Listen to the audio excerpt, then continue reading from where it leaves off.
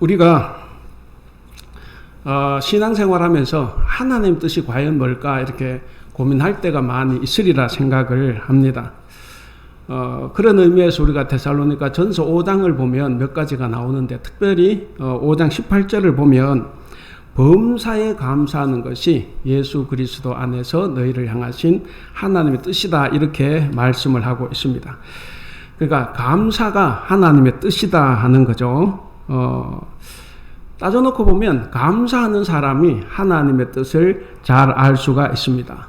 범사에 감사한다는 것, 어떤 일에나 늘 감사한다는 말입니다. 그러므로 감사하며 살아간다는 것은 우리 성도들의 마땅한 삶의 도리입니다. 자, 여기까지 우리가 다 잘 알아요. 감사하는 것이 우리가 할 마땅한 도리다, 다 아는데, 근데 우리가 살다 보면 감사가 그렇게 쉽지가 않습니다. 오히려 감사보다는 원망이나 불평이 더 잦을 때도 있으리라 생각을 합니다. 이렇게 원망과 불평이 우리 가정에서든 교회에서든 어디에서든 불평불만이 있게 되면 또 싸움이 일어날 수밖에 없습니다. 고린도 교회가 그랬어요. 우리 오늘 이제 고린도 전서를 읽었는데, 고린도 교회는 바울이 제2차 전도 여행 때 세웠습니다. 세우고 1년 6개월 동안 그곳에서 사역을 했습니다. 그러다가 어쩔 수 없이 이제 핍박이 있어서 떠나게 되었는데, 자, 떠나서 이제 에베소라는 동네에 갔는데, 바울이 머문 기간으로 보면 에베소에서 가장 오랫동안 머물렀고, 그리고 두 번째가 이 고린도 교회입니다. 거기서 이제 1년 6개월을 머물렀으니까 굉장히 오래 머물렀다고 볼 수 있습니다. 그만큼 이 바울은 고린도 교회에 대해서 남다른 애정을 가지고 있었다고 볼 수 있습니다. 자, 고린도 교회를 떠나서 이제 에베소에 머무는 중에 고린도 교회 소식을 듣고 이제 그 문제를 해결하기 위해서 쓴 편지가 바로 오늘 읽은 고린도 전서와 고린도 후서입니다. 바울이 에베소에서 들은 고린도 교회 소식은 정말 암담했습니다. 정말 저렇게 가다가는 교회가 계속 될 것 같지 않고 정말 교회가 사라질 것 같은 그런 염려가 심각한 교회였습니다. 그래서 바울은 고린도 교회의 문제가 도대체 어디에 있는가 나름대로 당연히 생각을 해봤을 겁니다. 문제의 근원 중에 하나를 감사하지 못한 데서 바울은 찾았다고 볼 수가 있어요. 사실 우리도 마찬가지지 않습니까? 우리가 하나님께 모든 것을 다 감사하면 문제가 있어도 문제가 보이지 않는데, 근데 감사하지 않고 자꾸 불평불만을 갖게 되면 문제가 없는 것도 문제가 될 때가 많이 있습니다. 그래서 감사가 사라지게 되고 원망과 불평이 자리 잡게 됩니다. 그러면 신앙은 사라져가고 우리에게 문제는 자꾸만 쌓여갑니다. 그래서 필요한 것이 뭐냐? 오직 예수 그리스도만 바라보고 예수님께 감사하는 것입니다. 자, 여러분 오늘 이제 본문 1장 1절에서 9절까지 읽었는데, 거기서 예수 그리스도가 몇 번 나옵니까? 한번 보시면, 최소한 1절에서 9절까지 9절마다 다 나와요. 한 번씩은 나오는데 2절에는 2번 나왔습니다. 5절에는 안 나온 것 같은데 5절에 있는 너희가 그 안에서 그랬으니까 그는 예수님이죠. 그리스도입니다. 그래서 표준세번역은 여러분은 그리스도 안에서 이렇게 돼. 그러니까 그리스도가 다 나왔고 2절에서는 한 번 더 나왔습니다. 그럼 몇 번입니까? 뭐 속으로 다 대답했어요. 10번입니다. 10번이 나왔어요. 그러니까 이건 무슨 이야기냐면 예수 그리스도께로 돌아가라는 거예요.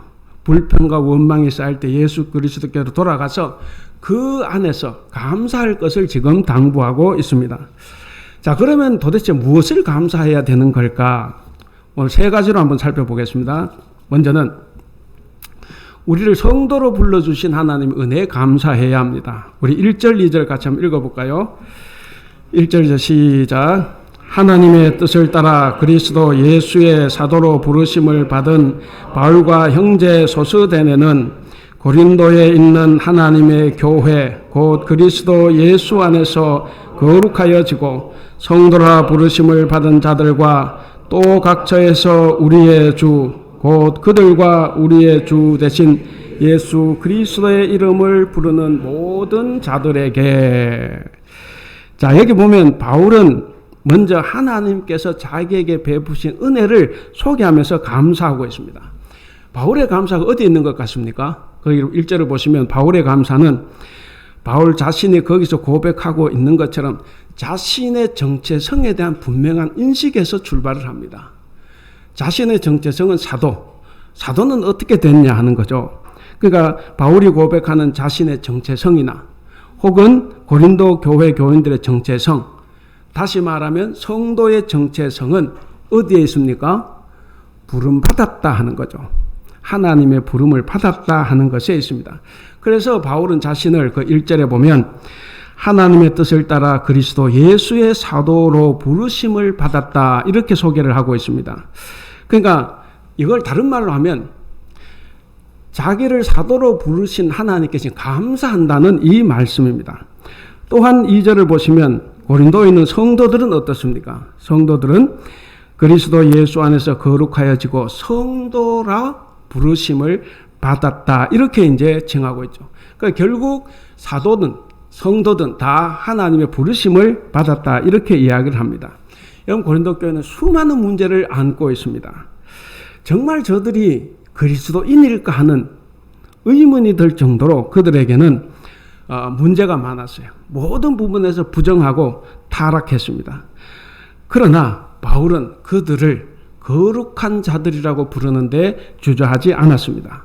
왜 그러냐면 그들이 아무리 타락하고 그리고 부정하다고 할지라도 그들은 예수 그리스도의 구속으로 말미암아 구원의 은총을 받았기 때문입니다. 바로 성도로 부름받았다는 것이 은혜고 감사라는 거죠. 여러분, 저나 여러분도 다 죄인 아닙니까? 다른 특별한 사람만 죄인이 아니고 다 죄인이에요. 근데 죄인인데 우리가 부름을 받았지 않습니까? 그래서 그것이 감사고 은혜다 하는 이야기입니다.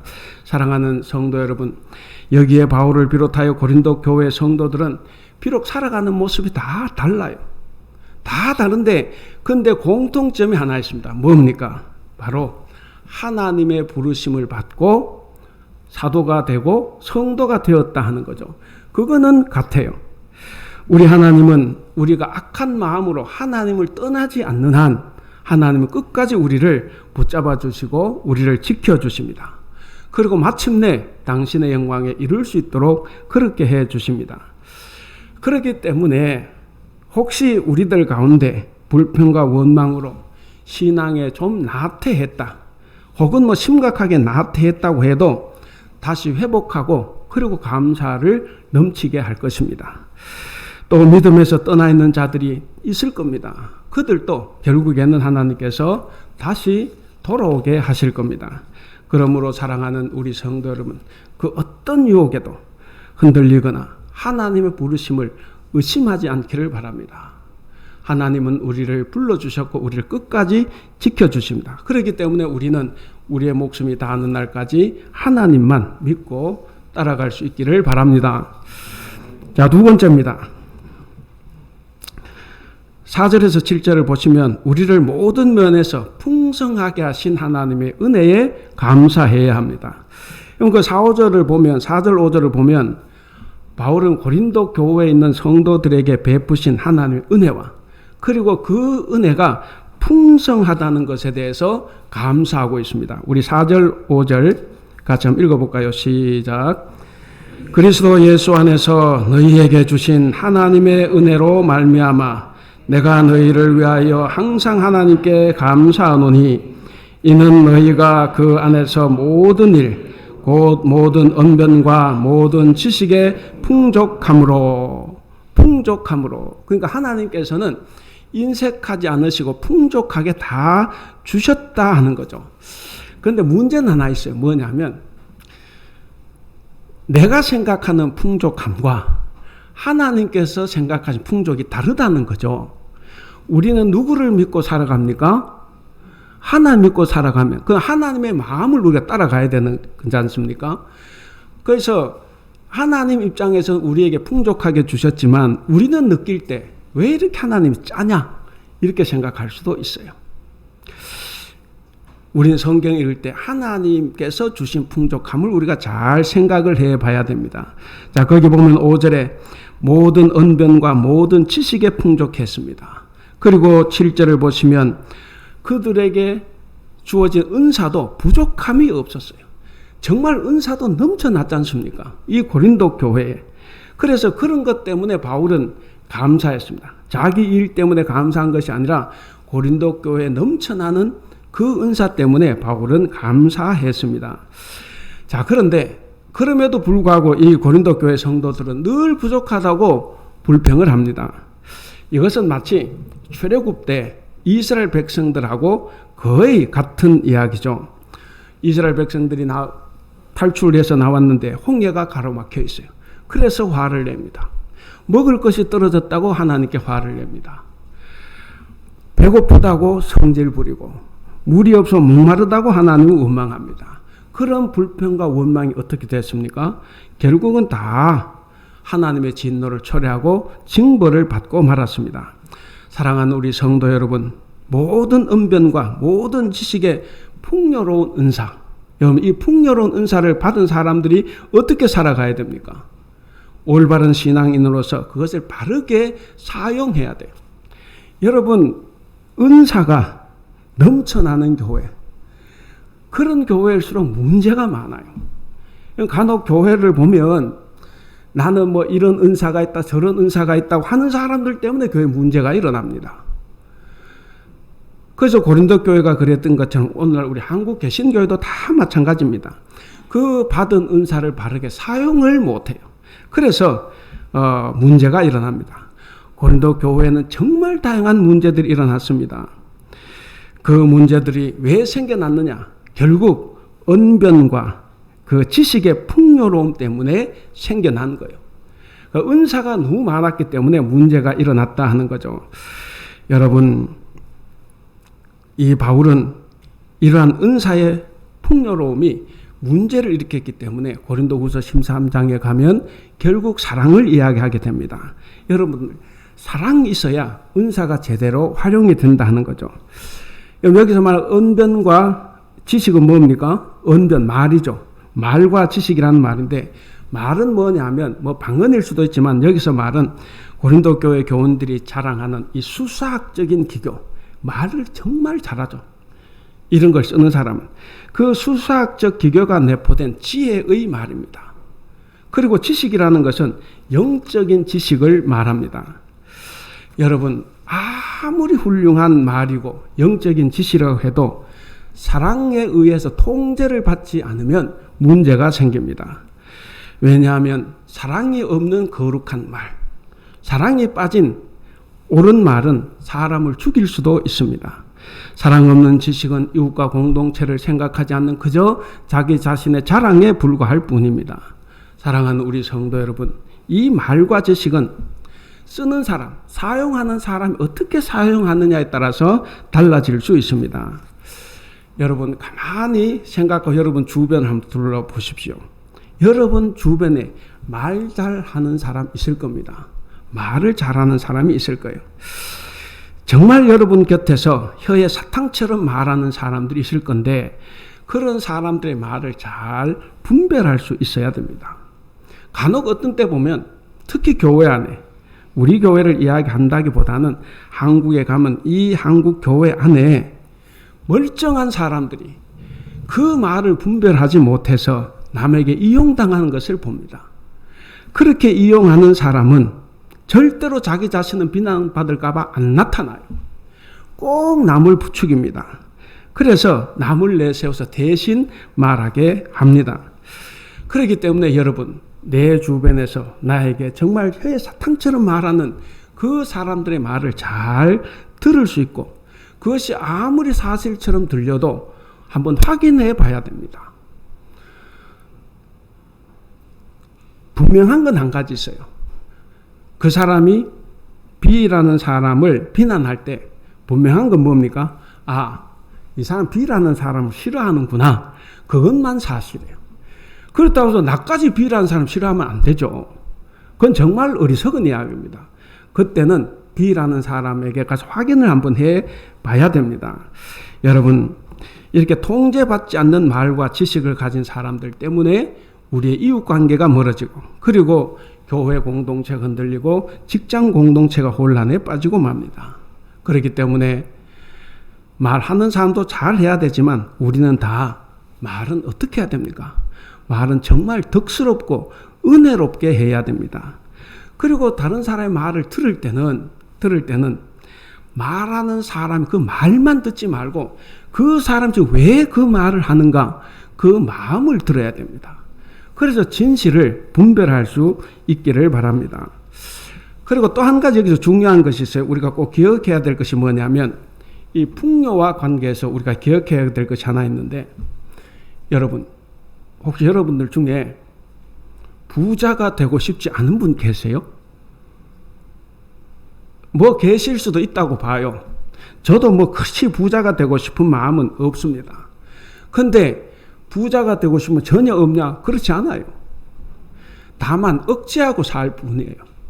그게 드러날까? 드러난 문제가 생기니까 그냥 억제하고 사는 것이 많은데, 그렇다고 보면 이 부는 이미 우리의 삶 속에 깊숙이 파고 들어와서 이제는 우리의 일상이 되어버려 있습니다. 그래서 우리가 말 안 해도 그저 부를 추구하고 있다, 이렇게 볼 수가 있습니다.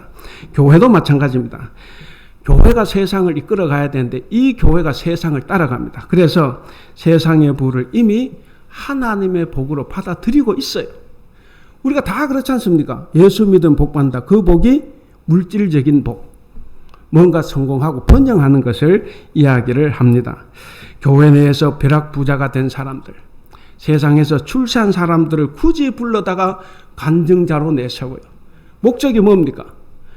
당신들도 나처럼 살면 부자가 됩니다 라고 부추기는 거예요. 그래서 모두가 다 부자가 된 것이, 권력을 정치한 것이 하나님의 복이라 생각을 합니다. 그래서 더 큰 교회당을 짓고 바벨탑처럼 우뚝 솟은 교회를 보면서 폼 재고 있습니다. 그러다 보니까 이 부를 누구에게 주기는 싫고, 그래서 온갖 술수를 다 동원해서 대물림, 세습을 합니다. 여러분, 그런 교회들 때문에 교회가 파멸의 길로 달려가고 있는데, 정작 부가 중요한 당사자들은 아무런 신경도 쓰지 않아요. 교회가 망하는 거 별로 신경 쓰지 않습니다. 그저 내가 교회를 통해서 얻은 부를 내가 가지고, 그리고 대물림 하면 그걸로 끝이에요.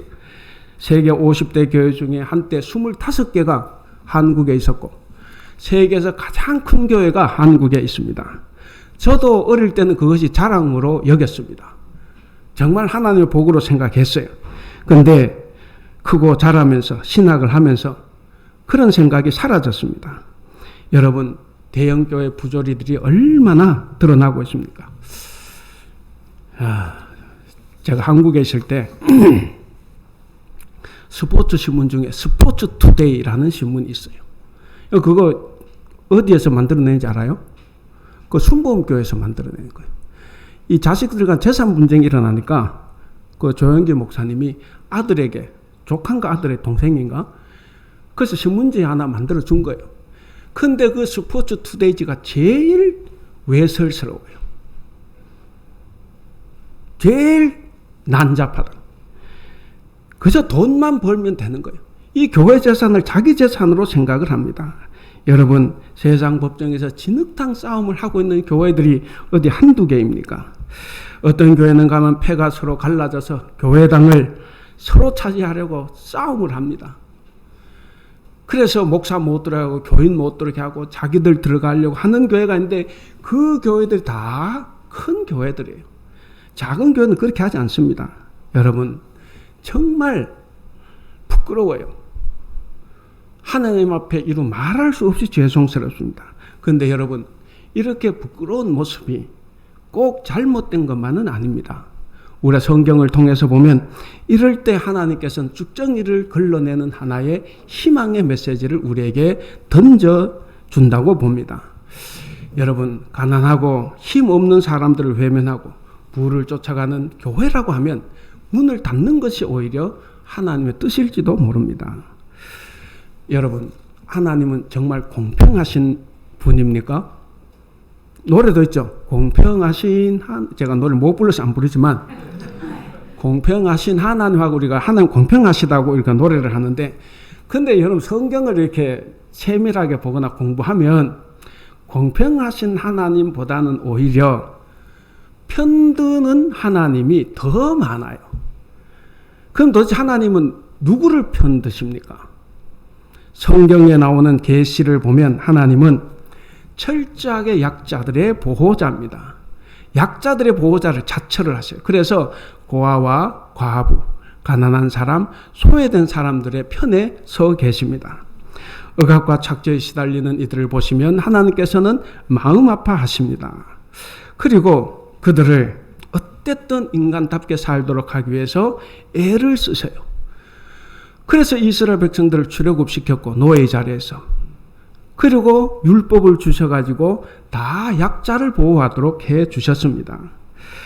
하나님은 세상의 지배자들이나 자기 욕심을 채우기 위해서 다른 사람들을 착취하는 이들을 절대로 그냥 보지 않습니다. 결국엔 다 심판을 당합니다. 여러분, 예수님께서 평지 설교에서 이런 말씀을 하셨습니다. 우리 누가복음 6장 24절 같이 한번 읽어보겠습니다. 시작. 그러나 화 있을진저 너희 부요한 자여, 너희는 너희의 위로를 이미 받았도다. 그러니까 여기서 예수님 말씀 뭐냐면, 부자는 이미 위로를 받았기 때문에 더 이상 위로받을 것이 없다 하는 겁니다. 우리가 잘 들어야 됩니다. 위로받을 것이 없다 이 말은 천국에 들어갈 자리가 없다는 말이에요. 왜 그러냐? 그들은 이 세상에서 이미 재물로부터 위로를 받았기 때문이에요. 그래서 그들은 하늘나라에 자리가 없습니다. 여러분, 그리스도인의 부요는 세상에 있는 게 아닙니다. 그리스도인의 부요는 절대로 세상에 줄 수 없어요. 그리스도인의 부요는 오직 예수 그리스도, 그분에게만 있습니다. 우리에게 그분을 얻는 것보다 더 큰 부는 없습니다. 그러므로 사랑하는 우리 성도 여러분, 진심으로 하나님 한 분, 예수 그리스도 한 분으로 만족하며 살아갈 수 있기를 바랍니다. 우리가 만족하며 살아가는 게 어떤 겁니까? 내가 회사를, 기업을 경영하거나 내가 어떤 큰 장사를 하거나 할 때 적어도 우리 직원 종업원들의 임금을 착취하면 안 되죠. 제때 주고 오히려 더 많이 주는 것, 과분하게 줄 필요는 없지만 그렇게 내 것을 포기하고 내 것을 못 사는 사람들에게 나눠주는 것, 그것이 바로 예수 그리스도 한 분만으로 만족하는 거예요. 말은 우리가 예수 그리스도 한 분만으로 만족한다 그러고 이 돈도 놓지 못해요. 권력도 놓지 못합니다. 심지어 인간관계도 놓지 못해요. 저 사람은 나만 사랑해야 돼. 나만 사랑하지 않고 남 사랑하는 거 보면 화가 나서 미쳐버립니다. 그것은 예수 그리스도로 만족하는 것이 아닙니다. 여러분, 진심으로 예수 그리스도 한 분만으로 만족하며 살아갈 수 있는 여러분들이 될 수 있기를 바랍니다. 자, 마지막 세 번째입니다. 세 번째는 하나님은 우리를 심판날까지 흠없이 세워주실 분이기 때문에 그 하나님 은혜에 감사해야 합니다. 우리 8절 9절 같이 한번 읽겠습니다. 시작. 주께서 너희를 우리 주 예수 그리스도의 날에 책망할 것이 없는 자로 끝까지 견고하게 하시리라. 너희를 불러 그의 아들 예수 그리스도 우리 주와 더불어 교제하게 하시는 하나님은 미쁘시도다. 바울은 고린도 교회 성도들을 심판날에 책망할 것이 없는 자로 끝까지 견고하게 세워주시고, 또 예수 그리스도와 교제하게 하시는 그 하나님은 참 미쁘시다, 이렇게 하나님을 찬양하고 있습니다. 미쁘신 하나님은 우리를 향한 사랑과 열정을 절대로 포기하지 않으십니다. 이것이 바로 하나님 아버지의 변함없는 은총이고 변함없는 사랑입니다. 이렇듯 고린도 교회 성도들에 대한 바울의 감사는 철저하게 하나님께 있었습니다. 바울은 하나님이 미쁘시다, 하나님의 미쁘심에 대해서 감사했습니다. 고린도는 뭐 아는 사람 아는 대로 큰 도시예요. 항구 도시고 큰 도시고 상업이 굉장히 성행했습니다. 고대의 상업이 성행했다 그러면 반드시 성적으로 문란합니다. 그런데 고린도전서를 읽어봐도 아들이 아버지의 여인과 막 동침하고 이런 문제가 나오지 않습니까? 그만큼 성적으로 타락한 거예요. 그러기에 그 지역에 있는 사람들은 물론 그리스도인들도 다 타락할 수밖에 없었습니다. 그런데 하나님 그 타락한 사람들 가운데서도 이들을 불러주셨어요. 불러주셨고 그리고 당신의 아들 예수 그리스도와 교제하게 해주셨습니다. 이렇게 고린도 교인들을 불러 당신의 아들 예수 그리스도와 교제하게 하신 그 하나님이 미쁘시다 하는 겁니다. 미쁘다는 말이 뭡니까? 우리 표준세번역을 보면 신실하다 이렇게 번역을 하죠. 그래서 미쁘신 하나님은 신실하신 하나님을 말합니다. 하나님의 신실성이 바로 우리 모든 그리스도인들의 삶의 근거입니다.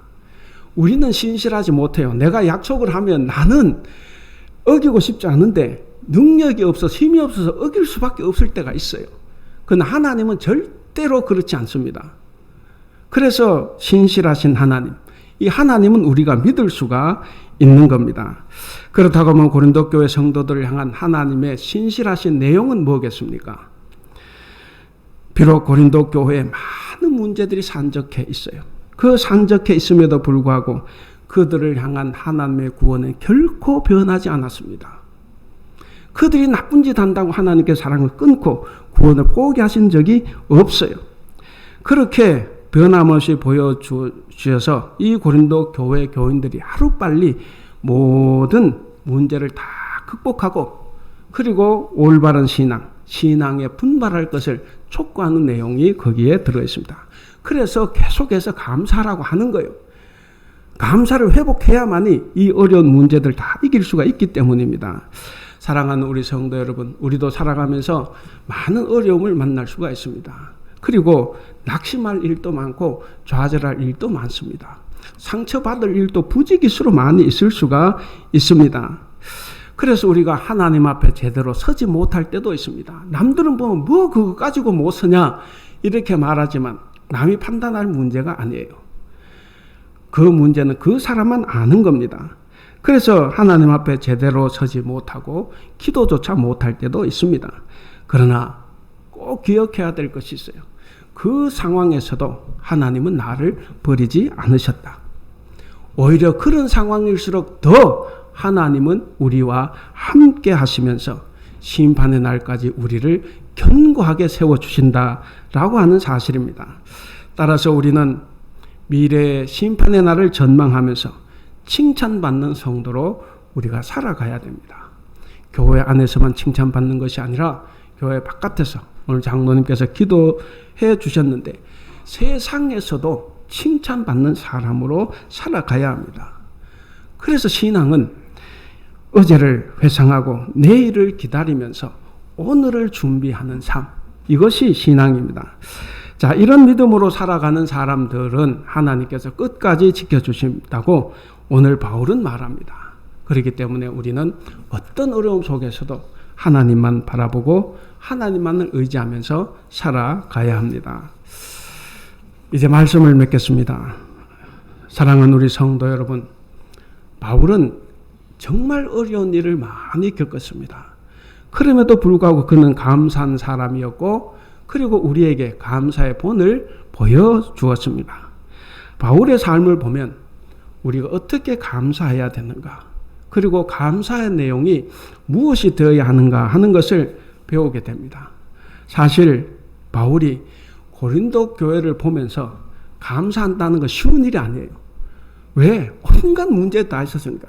저는 고린도 교회가 감사해요. 여러분 고린도 교회의 문제를 보면 오늘 현대 우리 교회의 문제와 똑같아요. 그때 고린도 교회에 그런 문제들이 있었기 때문에 바울이 고린도 전서를 남긴 겁니다. 그래서 우리는 오늘날 어려움을 겪을 때 어떻게 해결해야 되는가를 고린도 전서를 통해서 배울 수가 있어요. 그래서 고린도 교회 문제가 많았던 것이 한편으로 저는 감사합니다. 근데 성경을 읽는 교회나 사람들이 그 말씀대로 안 살고 여전히 고린도 교인처럼 살고 있는 거죠. 그게 문제지만 근데 고린도 교회는 정말 감사할 수 없는 현대 교회들을 가지고 있는 문제를 다 가지고 있었습니다. 정말 문제투성이었고 갈등이 늘 있었던 교회입니다. 그럼에도 불구하고 바울은 타락한 도시 고린도에서 당신의 백성들을 불러내시고 심판날까지 이들을 흠없이 보존하신다고 하는 이 사실에 대해서 그는 감사했습니다. 바로 그것이 하나님의 신실성이에요. 그래서 하나님의 신실하신 은혜에 대해서 바울은 한없이 감사했습니다. 오늘 제목 같이 한번 읽어볼까요? 제목 시작. 그리스도인 하나님의 은혜를 감사하는 사람. 사랑하는 우리 대북교회 성도 여러분, 또 영상으로 예배하시는 분들, 또 오늘 우리 교회를 방문하신 여러분들, 이번 주현절 기간에는 우리가 자기를 자랑하듯이 함부로 말하여서 공동체를 혼돈에 빠뜨리며 욕심대로 살면서 온갖 문제를 일으켰던 우리를 불러서 저를 목사로 여러분들을 성도로 삼으신 하나님의 이 신실한 은혜에 대해서 감사하며 살아갈 수 있기를 바랍니다. 그래서 하나님이 끝까지 우리를 지켜주시는 이것을 믿고 끝까지 견고한 신앙으로 살아가는 여러분들이 될 수 있기를 주님의 이름으로 간절히 축원합니다.